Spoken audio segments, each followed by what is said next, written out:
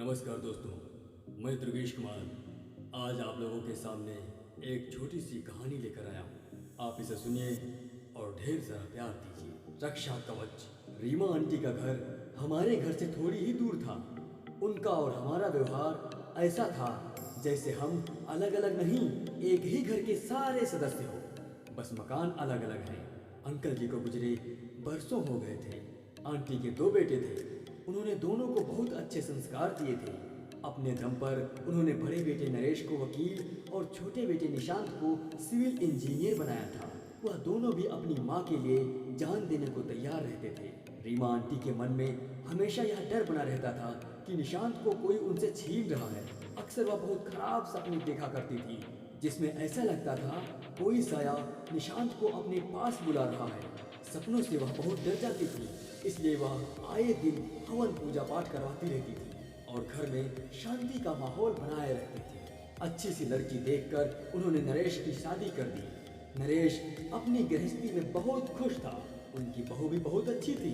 सब मिलजुल कर खुशी खुशी रहते थे। निशांत का अपनी माँ का बार बार यह पूजा पाठ हवन से मन ऊब जाता था। वह कहता, माँ मुझे तुम्हारी सारी बात अच्छी लगती है, पर ये जो तुम बार बार पूजा पाठ करवाती रहती हो, क्या दिया इसने?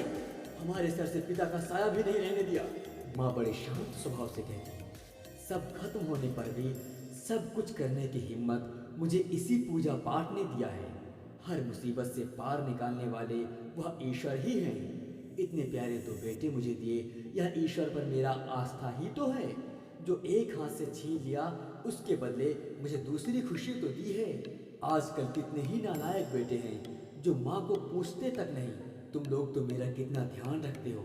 मेरे जीते जी तुम सबों का एक बाल भी बाका नहीं हो सकता। मुझे ईश्वर पर पूर्ण विश्वास है। निशांत कुछ नहीं कह पाता और मुस्कुराकर वहां से चला जाता। एक दिन निशांत अपने साइड पर सर्वे कर रहा था। जहाँ निशांत खड़ा था उसके ठीक सामने थोड़े आगे एक खंडहर था जिसमें बहुत से लोग आपस में झगड़ रहे थे। एक ने गुस्से से बंदूक से गोली दागी और वह गोली आकर सीधे निशांत को लग गई। निशांत को लगा जैसे मौत उसका पीछा कर रही है, वरना बिना किसी कसूर के उसे यह गोली कैसे लग सकती थी। उसे लगा उसका यह आखिरी वक्त है। उसने एक आह भरी और माँ को याद किया और वहीं जमीन पर गिर गया। वह रीमा आंटी का मन बहुत बेचैन हो रहा था। उनका मन किसी काम में नहीं लग रहा था। किसी अनहोनी की आशंका उनके मन को विचलित कर रही थी। वह तुरंत आंखें बंद कर बच्चों की सलामती की दुआएं मांगने लगी। रह रहकर ईश्वर से प्रार्थना करती, भगवान मेरे जीते जी बच्चों को कुछ ना हो। वह निशांत को हॉस्पिटल में एडमिट किया गया। बड़ी मुश्किल से उसकी जान को बचाया गया था। 10 दिन में वह हॉस्पिटल से घर आ गया। एक दिन निशांत अपनी माँ से कहने लगा, माँ मुझे ऐसा लगता है जैसे मौत मेरा पीछा कर रही है और मैं हर हादसों से बच जाता, क्योंकि जब भी मेरे साथ कुछ बुरा होता है तो मुझे तुम्हारा ख्याल आता है और मैं बच जाता हूँ। माँ मुस्कुराकर उसके सर पर हाथ फेरती और कहती, बेटा जब तक मैं जिंदा हूँ तुझे कुछ नहीं होने दूंगी। अच्छा बेटा, अब तुम थोड़ी देर आराम करो। शाम को मैंने एक हवन रखवाया है, तुम उसमें शामिल हो जाना। तुम्हारे हाथों ही पूजा करवाना है। निशांत कुछ नाराज होते हुए बोला, फिर माँ तुम वही पूजा पाठ, मुझे इन सब से मतलब नहीं है। ये सिर्फ तुम ही करो। ये सिर्फ ढकोसला है, ये सब कुछ नहीं है। ये सब तुम्हारी मेहनत का फल है। माँ कहती, मेरी मेहनत और ऊपर वाले का साथ दोनों ने मिलकर मुझे यह हौसला दिया था। माँ का मन रखने के लिए निशांत कुछ न बोल सका। उसे ईश्वर पर और इन सब पूजा पाठ पर रत्ती भर भी विश्वास नहीं था। वह घर में बैठे बैठे बोर हो रहा था तो माँ से कहकर निकला, माँ मैं यहाँ बाहर थोड़ी देर टहल कर आता हूँ। माँ ने उसे जाने से मना किया। उनकी बातों को अनसुना करके वह घर से निकल गया। अभी कुछ ही दूर चला था कि तेज रफ्तार से आती हुई कार ने उसे जोरदार टक्कर मारी, जिससे वह बुरी तरह घायल हो गया। उसके सर से बहुत खून निकल रहा था। किसी तरह उसे अस्पताल में भर्ती कराया गया। रीमा आंटी जल्दी से नरेश के साथ अस्पताल पहुंची। वहां उन्होंने देखा निशांत खून में लथपथ है। उसे देखकर वह बेहोश हो गई। निशांत को कुछ दिनों में होश आया। धीरे धीरे वह ठीक होकर घर आया। घर आकर वह नरेश से पूछता है, भैया माँ कहाँ है?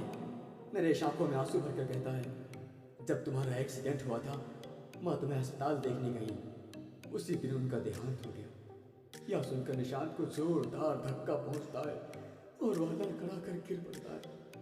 नरेश उसे संभालता है और उसे हौसला देता है। निशांत माँ की मौत को भुला नहीं पाता है। कुछ दिनों में वह बीमार पड़ता है, उसे बहुत तेज बुखार आता है और नरेश से कहता है, भैया इस बार मौत मुझे नहीं छोड़ेगी, वह मुझे अपने साथ ही लेकर जाएगी, क्योंकि जो हाथ मेरे लिए पूजा करते थे, पाठ करते थे, वो आज नहीं है। उन्हें कितना विश्वास था कि उनके जीते जी मुझे कुछ नहीं होगा। उनका यही विश्वास था जिसने अब तक मेरी रक्षा की। मौत मेरा पीछा कर रही थी और उनकी अदृश्य शक्ति मुझे बचा रही थी। तभी तो गोली लगने से ही मैं बच गया। इतने बड़े एक्सीडेंट से भी मैं बच गया क्योंकि माँ की दुआ और उनकी आस्था मेरे साथ थी। उनका विश्वास था जिसने मुझे हर मुसीबत से बचा लिया। उनके रहने से मुझे ये भी विश्वास था कि माँ के रहते मुझे कुछ नहीं हो सकता। माँ को ईश्वर पर और मुझे माँ पर विश्वास था।